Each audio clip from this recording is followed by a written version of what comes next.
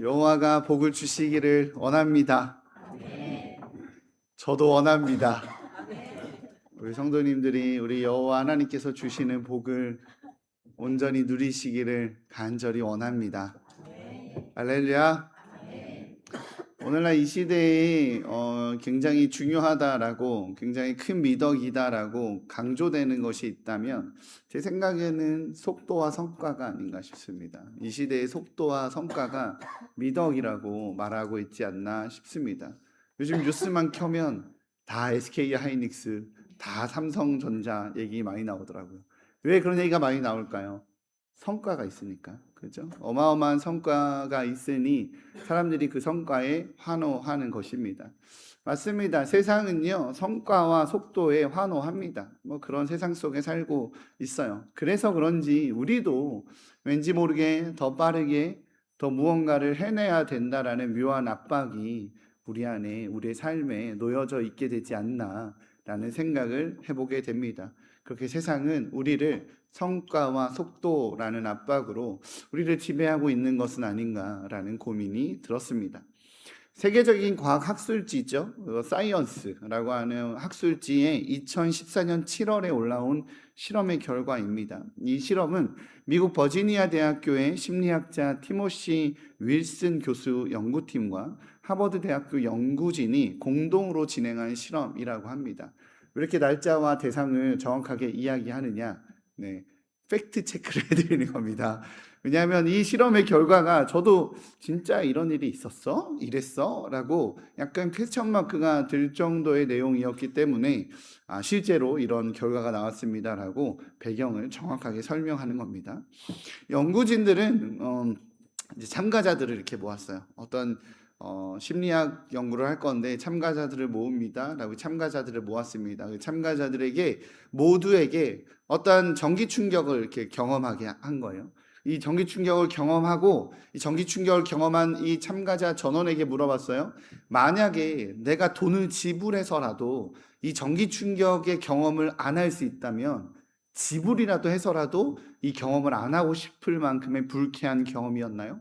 라고 물어봤더니 전원이 그렇다라고 대답을 한 겁니다. 전원이 내가 돈을 들여서라도 이 경험을 안 할 수 있다면, 만약에 받아야 되는 상황이 생겼는데 내가 돈을 지불하면 이 전기 충격 경험을 안 할 수 있습니다 라고 한다면 전 돈을 기꺼이 지불하겠다고, 그만큼 굉장히 불쾌하고 힘겨운 경험이었다라고 전원이 대답을 했습니다. 그러한 참가자들을 모아놓고 이제 이들을 각자 아무것도 없는 방에다 닫았어요. 그 방은 스마트폰도 없고요, 책도 없고요, 컴퓨터도 없습니다. 당연히 뭐 TV도 없어요. 아무것도 없어요. 아무것도 없는 방에 각자 그 사람들을 넣어놓고 그 방 안에는 단 하나만 있는데 아까 그 전기 충격 버튼, 그 버튼 하나만 있는 거예요. 그 버튼을 누르면 내가 그 전기 충격을 받게 되는 그러한 방입니다. 돈을 지불해서라도 안 받겠다라고 말하는 그 방에, 그러나 아무것도 없는 방에 그 모든 사람들을 넣어놓고 15분을 기다렸는데 15분 안에 67%가 버튼을 눌렀다고 합니다. 67%가 그 15분의 지루함을, 아무것도 안 함을 견디지 못하고 그 전기 충격 버튼을 누르고 전기 충격을 경험한 거예요. 심지어 한 남성은요, 그 15분이라는 짧은 시간 동안 그 버튼을 190번 눌렀다고 합니다. 이 실험의 결론은요, 인간은 아무것도 하지 않고 있는 것을 괴로워하고 있다는 거예요. 아무것도 하지 않고 가만히 있는 것을 고통스러워하고 있다는 거예요. 끊임없이 무언가 해야만 내 존재 자체가, 내 존재가 증명되기 때문에 우리는 무언가를 자꾸 하려 한다는 거죠. 사랑하는 성도님들, 쉬는 날 정말 온전히 쉬십니까? 아닐걸요? 쉬는 날 침대에 누워서 스마트폰이라도 볼 겁니다. 쇼츠라도 볼 거예요. 영상이라도 볼 거예요. TV라도 볼 겁니다. 끊임없이 무언가를 검색하고 끊임없이 무언가를 찾고 머리를 굴리고 있습니다. 우리는 온전히 쉬는 법을 잘 못합니다. 내가 멈추면 내 인생도 멈추지 않나? 내가 쉬면 남들에게 뒤처지지 않나? 라는 두려움이 우리 마음속에 자리 잡고 있어서 인간은요, 아무것도 안 하는 것을 고통스러워한다라고 이야기하고 있다는 거예요. 그런데 사랑하는 성도님들, 정말 멈추지 않고 계속 달리면 행복할까요? 우리 인생이 풍요로워질까요? 끊임없이 분주하게 움직이면 우리 영혼이 만족함을 누리게 되는 어떤 영역에 이르게 될까요? 아닙니다. 오히려 바쁘면 바쁠수록 우리 내면이 황폐해지는 것을 경험할 때가 많아요. 소중한 사람의 목소리를 놓쳐버립니다. 내가 바쁘다는 이유로, 내가 분주하다는 이유로, 특히 남성들, 그죠? 우리 가족들의 힘겨움들, 자녀들의 어려움들, 자녀들이 성장할 때 느껴지는 그 목소리에 귀 기울이지 못할 때가 참 많아요. 무엇보다도 바쁘면 우리 하나님의 음성에 귀를 기울이지 못합니다. 분주하면 그래요. 그러하기에 바쁨은 때론 역동성이 아니라 영혼의 마취제가 된다는 것입니다. 오늘 등장하는 이스라엘 백성들의 상태가 그러했습니다. 이스라엘 백성들은 지금까지 어떤 삶을 살았죠? 400년 동안 노예로 살았어요. 움직이지 않으면, 일하지 않으면 채찍을 맞는 삶을 400년을 살아온 거예요. 아무것도 안 하는 순간 채찍이 날아옵니다. 뺨을 때립니다. 발로 걷어차입니다. 그러니 그러한 삶을 살아온 이들이었습니다. 그런 그들에게 하나님께서는 오늘 아주 특별하고도 충격적인 명령을 내리십니다. 뭐냐면 아무것도 하지 않는, 아니 정확하게는 아무것도 할 수 없는 광야로 가라 라는 명령입니다. 이 명령은 무슨 의미일까요? 오늘 하나님께서 이스라엘에게 명령하신 이 명령이 어떤 의미인지 오늘 말씀을 통해서 깨닫는 은혜가 있으시기를 주님의 이름으로 축복합니다. 할렐루야. 네, 먼저 오늘 본문 13장의 17절과 18절 함께 읽어보도록 하겠습니다. 17절 18절입니다. 같이 힘차게 읽겠습니다. 시작.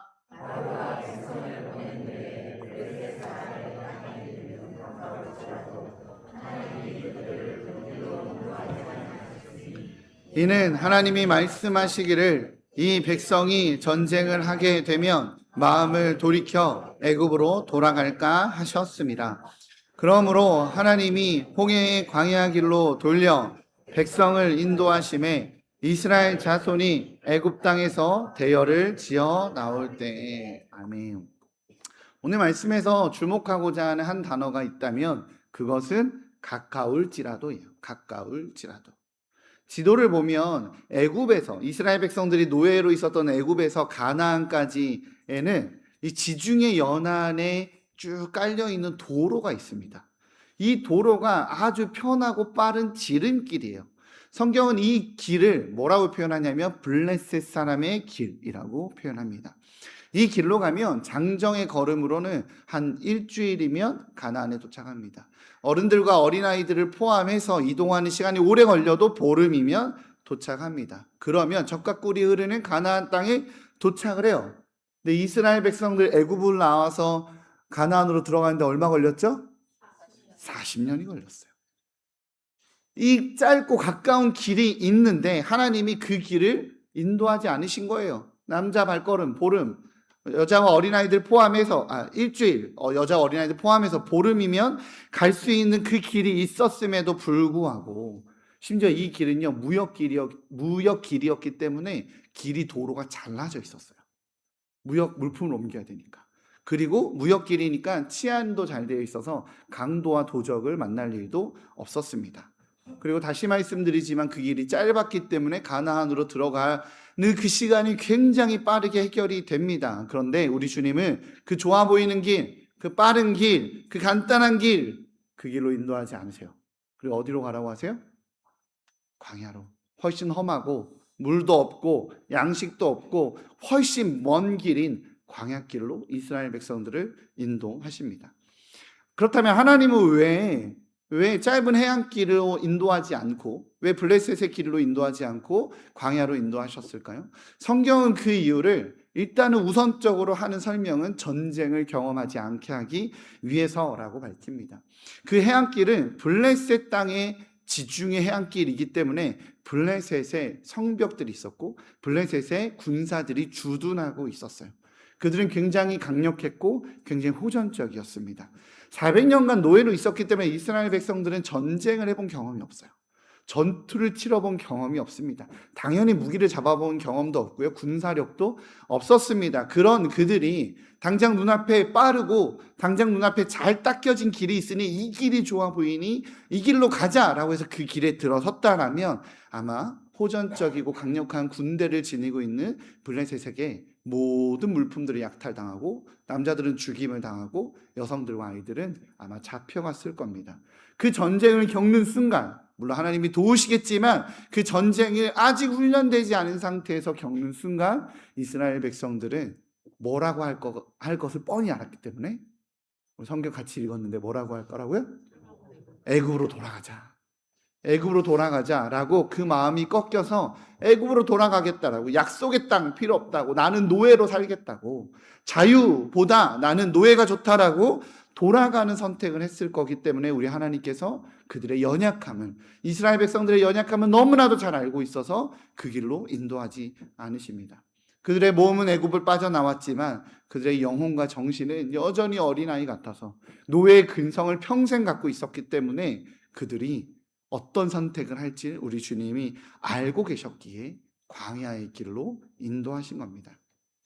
사랑하는 성도님, 그러하기에 광야 길로 인도하신 우리 하나님의 선택은 비록 먼 길이고 돌아가는 길이고 힘든 길인 것 같지만 하나님의 보호하심의 길임을 잊지 않으시기를 주님의 이름으로 축복합니다.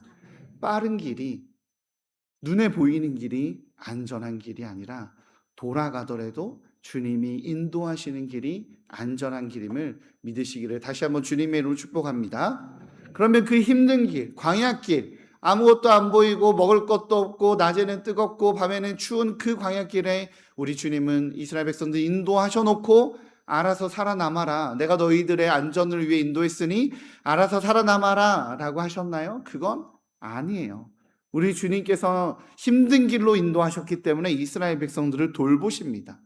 그 춥고 덥고 한 길에서 우리 주님께서의 보호하심이 있다라는 거예요. 오늘 본문 21절과 22절입니다. 같이 한번 읽어보도록 하겠습니다. 시작.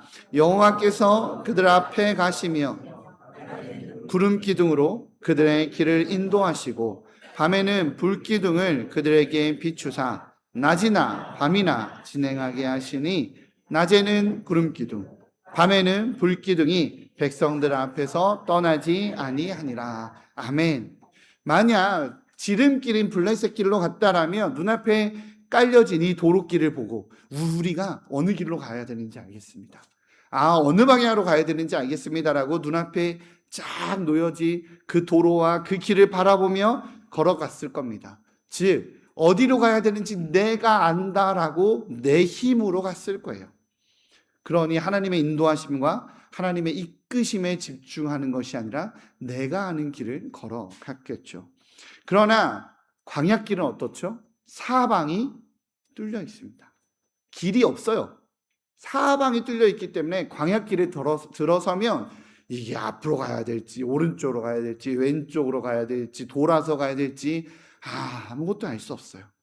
아무것도 알 수 없는, 내가 지금 앞으로 가야 되는지 왼쪽으로 가야 되는지 아무것도 알 수 없을 때 어떻게 하죠? 기도합니다.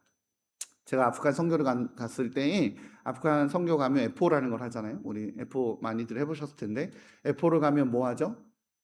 그 마을에 가서 하나님께서 예비하신 집에서 하룻밤 자고 와야 되잖아요. 네, 해보셨죠? 그때 도로 광장 한가운데 딱 있어서 어디로 가야 될지 몰라요. 약속된 지점이 없거든요. 뭐 하죠 그러면? 기도밖에 없어요. 하나님, 우리가 저쪽 길로 가야 됩니까? 이쪽 길로 가야 됩니까? 이쪽 길로 가야 됩니까? 라고 주님의 뜻을 물을 수밖에 없습니다. 그때 선교지에서 그 경험을 하면 내가 걷는 이 한 걸음을 인도하시는 하나님의 손길을 경험하게 되죠. 오늘 이스라엘 백성들이 그랬어요. 광야에는요 길이 없기 때문에 어디 길로 가야 될지 못해요. 그러니 길을 모르니 하나님의 뜻을 찾아 고개를 들어봅니다. 고개를 들어보니 뭐가 보여요? 구름 기둥, 불 기둥이 보이는 거예요. 하나님께서 높이 세워놓으신 그 길이 보이는 겁니다. 낮에는 그 구름 기둥은 뜨거운 햇볕 아래 구름 기둥 밑에 있으니 에어컨처럼 시원합니다. 지금 우리나라도 그렇죠. 요즘에 낮에 햇볕에 가면 너무 뜨겁더라고요. 근데 그늘만 가도 시원합니다. 이스라엘 백성들 광야길에서 그 낮 시간에 뜨거운 햇빛이 비춰질 때 다 어디 밑에 있을까요? 구름 기둥. 구름에 이 그림자가 있는 곳에 다 옹기종기 모이지 않겠어요? 그리고 밤에는 너무 추워요. 광야는 영하로 떨어지거든요. 너무 추운데 그러면 어디 옆으로 붙겠습니까? 불기둥 옆으로 붙는 거예요. 불기둥, 일단 불기둥이어서 밤인데도 밝습니다. 그리고 히터처럼 따뜻합니다. 그러니 구름기둥이 이동하면 그 구름기둥의 그림자 따라 이동하는 거예요. 불기둥이 이동하면 불기둥의 그 모양대로, 모습대로 방향 따라 이동하는 거예요. 내가 어느 길로 가야 될지 몰라 하는 광야에서는 뭐밖에 할 수 없다? 하나님의 인도하심밖에 따를 수 없다라는 거죠. 이것이 광야의 신비입니다. 지름길에서는 내 힘을 의지해요. 왜? 눈앞에 길이 보이거든요. 그러나 광야길에서는 하나님을 의지하게 됩니다. 광야는 분명 척박한 땅입니다. 그러나 척박한 땅인 동시에 하나님의 임재를 가장 생생하게 경험하는 은혜의 현장이기도 합니다. 그렇기에 광야의 자리를 고난의 자리가 아니라 하나님을 만나는 은혜의 자리로 여기시는 우리 한국교회 성도님들 되시기를 주님의 이름으로 축복합니다. 이 고난의 자리 같아 보이는 이 광야길을 40년을 끝내고 나서 보니까 이게 고난의 자리가 아니라 은혜의 자리였구나 라는 것을 고백하고 그것을 선포한 사람이 있습니다. 돌아보니 하나님이 다 인도하신 거고 하나님이 이끄신 거고 하나님께서 돌봐주신 은혜의 자리다라고 누가 선포했냐면 모세가 선포했습니다. 모세는 그 메시지를 이스라엘 백성들한테 전해요. 신명기 8장 2절의 말씀입니다. 신명기 8장 2절의 말씀, PPT가 준비되어 있겠죠? 네, 감사합니다. 함께 읽어보겠습니다. 시작.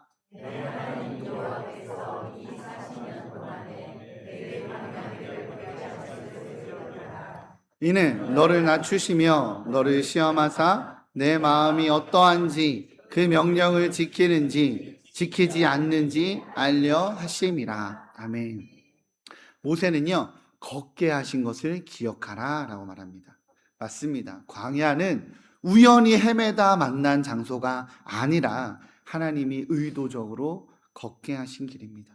히브리어 원문을 보면 능동태로 사용이 됩니다. 무슨 뜻이냐면 하나님이 적극적으로 이끄셨다라는 뜻을 담고 있다라는 거예요. 다시 말씀드립니다. 이스라엘이 광야에서 보낸 40년은 잃어버린 40년이 아니라는 거예요. 그것은 잃어버린 40년이 아니라 하나님께서 설계하신 커리큘럼이라는 것입니다. 이것을 인정하는 것이 중요합니다. 왜냐하면 그래야 이 광야를 바라보는 시각이 바뀌기 때문에 그래요. 우리는 삶의 현장에서 때론 광야 한복판에 있습니다. 건강에 광야에 거하게 되거나 재정의 광야에 거하게 되거나 관계의 광야에 거하게 되거나 우리는 나도 모르게 광야에 거하게 되는 순간이 찾아옵니다. 그때 우리가 뭐라고 고백하게 되죠? 주님, 왜 하필? 왜 나에게? 내가 무슨 잘못을 했다고? 주님, 왜 나한테 이런 일이 있나요? 라고 우리는 사실은 하나님께 질문하게 됩니다. 이 질문이 진짜 질문인가요? 아니요, 질문 아니죠. 질문의 형식을 둔 원망입니다. 불평입니다. 두려움입니다. 힘겨움의 고백입니다. 그런 우리에게 성경은요, 진짜 질문하라고 말해요. 주님, 왜 나에게 이런 일이 있나요? 주님, 왜 나에게 이런 어려움이 있나요? 라고 말하는 그 질문을 가장한 원망이 아니라 하나님, 이 광야길에서 주님 나에게 무엇을 알려주시려고 하시는 건가요? 나에게 무엇을 가르치고 계시는 건가요? 원망과 불평이 아닌 하나님의 뜻을 알아가고자 하는 그 질문을 요구하시는 겁니다. 광야의 길을 인도하신 분이 하나님이시고 그 하나님을 신뢰한다면 지금 내가 걷고 있는 이 광야가 하나님께서 걷게 하신 길임을 인정하는 것, 거기에서는 이 질문에 대한 이유가 바뀌어진다라는 것입니다. 이를 기반으로 하게 되면 나의 질문이 원망과 혼돈과 두려움이 아니라 우리 주님의 뜻을 발견하고자 하는 역동성이 된다는 거예요. 그럼 우리 주님께서 광야로 인도하시면 이스라엘 백성들에게는 무엇을 안내하시고자 했던 것일까요? 신명기 8장 3절은 그 대답을 알려줍니다. 신명기 8장 3절입니다. 같이 읽겠습니다. 시작.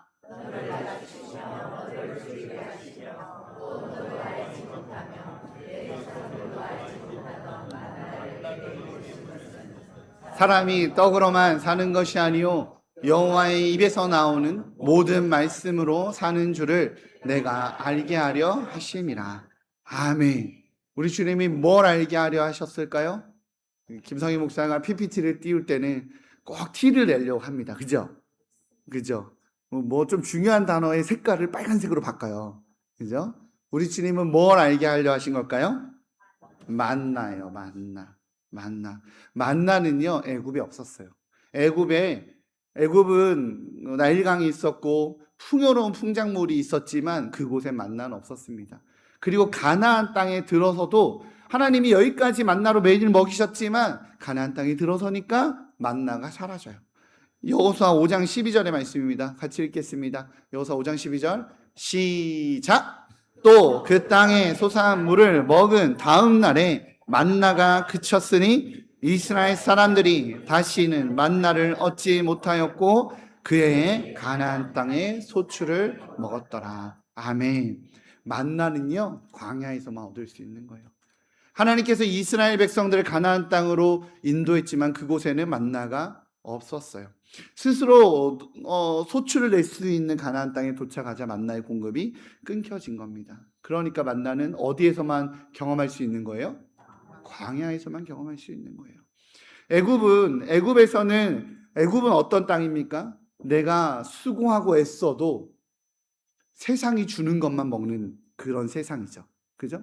내가 수고한 만큼 얻지 못해요. 노예의 삶이었으니까. 그러나 애굽이라고 말하는 나라가 주는 무언가를 먹고 살아가는 곳이었습니다. 그것이 안타까워서 우리 주님이 어떻게 하시죠? 그들을 애굽에서 꺼내서 가나안 땅으로 인도하십니다. 가나안 땅은 또 어떤 나라입니까? 어떤 땅이에요? 수고한 만큼 얻는, 내가 애쓰고 수고하면 그만큼 얻는 곳이에요. 그래서 열심히 삽니다. 애굽에서는 채찍에 안 맞으려고 열심히 살아요. 일 안 하면 채찍 맞으니까, 딱이 맞으니까, 발로 채이니까. 가나안 땅은 더 풍요로우려고 애쓰는 곳입니다. 그런데 우리 주님은 그들이 안타까워서 가나안으로 인도하셨지만 우리 주님이 정말 알려주고 싶으셨던 건 만나예요. 만나. 사람이 떡으로만 사는 것이 아니다. 너희를 공급하고 너희를 살게 하는 건 나란다 라는 겁니다. 우리 주님께서 알려주고 싶으셨던 건 공급자이신 하나님 당신입니다. 그 하나님을 만나는 자리가 어디라고요? 광야. 그러니 광야로 인도하신 겁니다. 가나안의 삶은 분명한 감사한 삶이지만 우리 주님께서 말씀하시고자 하는 전부는 아니에요. 우리 사랑하는 성도님들, 우리는 나름 이 땅에서 가나안을 살고 있지 않을까 싶어요. 수고한 만큼, 애쓴 만큼 무언가 결과물을 얻는 삶을 사실 거예요. 아니면 수고하고 애써도 목사님 전 참 결과가 없는 삶을 살고 있어서 힘겹습니다 라고 하는 삶을 사시는 분도 있을지 모르겠습니다. 그러나 성경은 말합니다. 그 광야에서 공급하시는 분은 오직 하나님이십니다. 천지의 창조주는 하나님이십니다. 그러니 모든 공급자는 하나님이십니다.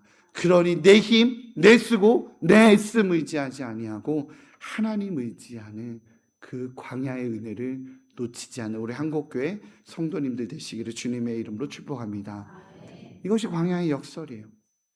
광야는 결핍의 자리이지만 동시에 그 결핍 속에서 발견할 수 있는 하나님의 은혜가 존재하는 곳입니다. 사랑하는 성도님들, 성경은 이 광야에서 하나님을 경험하는 영적인 스토리들을 성경 안에 참 많이 넣어 놓았어요. 참 많은 이들이 광야에서 하나님을 만나게 되고 하나님의 영적인 깊은 관계 가운데 들어가는 장면이 많이 나옵니다. 누가 있죠? 대표적인 사람? 세례 요한. 그죠? 세례 요한이 있습니다. 또 누가 있죠? 엘리사가 있어요. 엘리야가 있습니다. 에스겔이 있습니다. 그 선지자들은 결정적인 순간에 광야에서 나가서 주님을 만나요. 그리고 또 결정적인 한 분 있죠. 누구죠? 예수님. 감사합니다. 일부 설교를 듣고 오셨나요? 어쩜 이렇게 잘하시죠? 훌륭한 우리 한국교회입니다. 예수님이에요. 예수님이 사역을 시작할 때 광야로 가십니다. 마태복음 4장 1절의 말씀이에요. 같이 한번 읽어볼까요? 시작. 그때 예수께서 성령에게 이끌려 광야로 가사 네, 죄송해요. 1부 때도 틀렸는데 안 바꿨네요. 제가 실수로. 네, 예수께서 성령에게 이끌려 마귀에게 시험을 받아요. 우리 예수님은 공생애를 시작하면서 마귀에게 시험을 받게 되고 그 장소가 광야입니다. 그죠? 근데 이 광야에서 시험을 받게 되는데 이 광야로 이끈 이가 누구죠? 마귀입니까? 사단입니까? 악마입니까? 누구죠? 성령이에요. 광야로 이끄신 분이 성령님이에요. 놀랍지 않습니까? 이 사실이 우리에게 주는 위로가 있습니다. 광야는요, 신앙이 부족해서 가는 길이 아닙니다. 죄를 지은 하나님의 백성들에 대한 징계의 장소가 아니라는 거예요. 죄가 없으신 하나님의 아들 우리 주 예수님께서도 광야를 통과하셨습니다. 그렇게 우리가 광야에 서 있다는 사실은 하나님께 버림받았다라는 징표가 아니라 오늘도 여전히 우리 하나님이 우리 삶을 인도하고 계시다라는 증거임을 놓치지 않으시기를 주님의 이름으로 축복합니다. 이제 우리는 우리의 삶에서 어떻게 해야 될까요? 먼저 내 힘으로 아무것도 할 수 없는 광야에 계시는 성도님들 계시다면 그 자리에 있는 자기 자신을 정죄하지 마시기 바랍니다. 목사님, 내 믿음이 부족해서, 내가 죄를 지어서, 내가 과거에 있었던 죄악이 있어서 내가 부족해서 이 광야에 있다라는 그 생각들이 우리에게 때론 찾아오시는데요, 그 생각을 버리시기 바랍니다. 하나님은 우리를 처벌하고 계시는 것이 아니라 인도하고 계시는 겁니다. 그 과정이 때로는 훈련의 과정이어서 힘들 때 있죠. 그러나 혹여라도 밀려오는 정죄의 생각은 멈추시고 주님을 기대하시기를 주님의 이름으로 축복합니다. 두 번째는 질문의 이유를 바꾸시기 바랍니다. 왜 나에게 이런 어려움이 있죠? 왜 나에게 이런 고난이 있죠? 왜 나에게 물질로, 건강으로, 관계로 이런 광야 가운데 있죠? 라는 이 두려움이 아니라 주님께서 나에게 무엇을 가르치고 계시는가? 라고 말하는 주님의 뜻을 알아가게 되는 그 열정으로 그 질문의 이유를 바꾸시기를 주님의 이름으로 축복합니다. 이스라엘 백성들은요, 광야에서 없는 길을 걸었어요. 광야는 길이 없습니다. 오직 하나님의 인도하심을 받아 그 광야에 지도에 없는 삶을 살았습니다. 내가 원하는 길이 막혔습니다. 내가 기대하고 내가 생각한 인생의 계획이 막혔어요. 건강 때문에, 관계 때문에, 여러 가지 실패 때문에, 나의 부족함 때문에 막힌 것 같아 보여서 나의 길이 사라진 것 같을 때, 그때 왜 나에게 이런 어려움이 있습니까? 라고 고통스러워하며 괴로워하는 것이 아니라 주님이 나에게 무엇을 가르치고 싶으신 겁니까? 라고 물을 때 세상이 주지 않는 새로운 길이 보일 줄 믿습니다. 광야에는 길이 없지만, 그래서 어느 길로 가야 되는지 모르는 것 같지만 구름기둥과 불기둥이 인도했던 것처럼 막힌 것 같아서, 아무것도 할 수 없는 것 같아서, 나는 무엇도 해낼 수 없는 것 같은 그 광야에 있다 할지라도 주님의 뜻을 찾는 자에게 하나님께서 예비하신 새 길을 발견하게 되는 은혜가 있을 줄 믿습니다. 그러니 세상이 정해놓은 길을 가라고 말하는 그 세상 속에서 나는 그렇지 않다라고, 나는 주님이 인도하시는 그 길 가겠다라고 고백하기에 세상이 감당하지 못하는 우리 한국교회 성도님들 되시기를 주님의 이름으로 축복합니다. 세 번째로, 길을 잃은 것이 아니라 인도하심을 받고 있다는 것을 신뢰하시기를 바랍니다.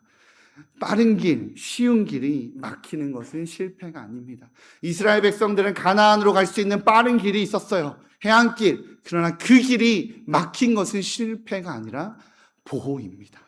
우리 주님이 그 길로 가면 전쟁을 겪게 되기에 더 멀어 보이고 더 늦어 보이고 한참을 돌아가는 길로 보인다 할지라도 우리 주님이 인도하신 길이 가장 완벽하고 안전한 길임을 믿으시기를 주님의 이름으로 축복합니다. 저는 저의 고3 때에 수능에서 가장은 아니지만 어쨌든 사탐투였던 것 같아요. 80문제를 풀어야 되는 그 시험을 볼 때에 10문제를 밀렸었습니다. 시험을 이렇게 보고 시험지에다 답안지 이렇게 옮기는데 끝나기 5분 전에 다 풀었는데 마지막에 보니까 한 칸이 남은 거예요. 다 옮겼는데. 그래서 그때 알았어요. 문제를 밀렸었구나. 역으로 이렇게 돌아서 보니까 10문제를 밀렸었더라고요. 하나를 빼놓고 옮긴 거죠. 근데 시간이 얼마 안 남은 상태라 답안지를 다시 받고 다시 마킹하고 이랬다가 사고가 날 것 같아서 그걸 깔끔하게 포기했습니다. 그리고 제가 원래 기대했던, 제가 합동측에서 컸거든요. 저희 아버지가 장로교 합동측 장로님이셔서 합동측에서 커서 제가 원래 가고자 했던 대학은 총신대였어요. 근데 총신대 예비 2번으로 떨어집니다. 총신대 예비 2번으로 합격했는데 그 2명이 안 빠지더라고. 총신대 예비 2번으로 떨어지고 저는 한 세대를 가게 되고, 그 한 세대를 가게 되면서 저의 시야와 저의 시각이 바뀌어 장로교 통합측 장신대에 신학을 하게 되고 오늘 한국교회 목사가 되었습니다. 할렐루야. 내 길이 막힌 것 같아 보일 때 그때 너무 속상했어요. 왜냐하면 저는 하나님께 목회자로 부르심을 받았고 주님이 나에게 인도하시는 길이 있다라고 생각이 됐는데, 그래서 내가 가고자 평생을 합동측에서 아버지의 그늘 아래서 커왔기 때문에 당연히 그 길을 가야 된다라고 생각했던 그 길이 막혔을 때 우리 주님은 막은 것이 아니라 주님이 예비하신 새 길을 여신 겁니다. 그 사실을 믿으시는 우리 한국교회 성도님들 되시기를 주님의 이름으로 축복합니다. 이처럼 우리 삶에 나의 삶이 목사님 광야처럼 아무것도 할 수 없는 자리입니다. 무엇도 해낼 수 없는 자리입니다 라고 말하는 그 자리가 도리어 전능하신 우리 하나님을 만나는 은혜의 자리가 되었다라고 고백하는 우리 한국교회 성도님들 되시기를, 그래서 늘 승리를 이뤄가는 우리 성도님들 되시기를 주님의 이름으로 축복합니다. 기도하겠습니다. 사랑해 주님 감사합니다. 하나님, 우리가 주님을 따르기 원합니다. 주님께서 인도하시는 길 걷기 원합니다. 내 삶의 현상에 주저앉아 있고 내 삶의 자리에 무너져 있는 것이 아니라 하나님 그 광야에서 주님을 바라보기에 승리하는 하늘의 방식이, 땅의 방식이 아니라 하늘의 방식으로 살아가는 저희들 되게 하여 주옵소서. 감사합니다. 우리 주 예수 그리스도의 이름으로 기도합니다. 아멘.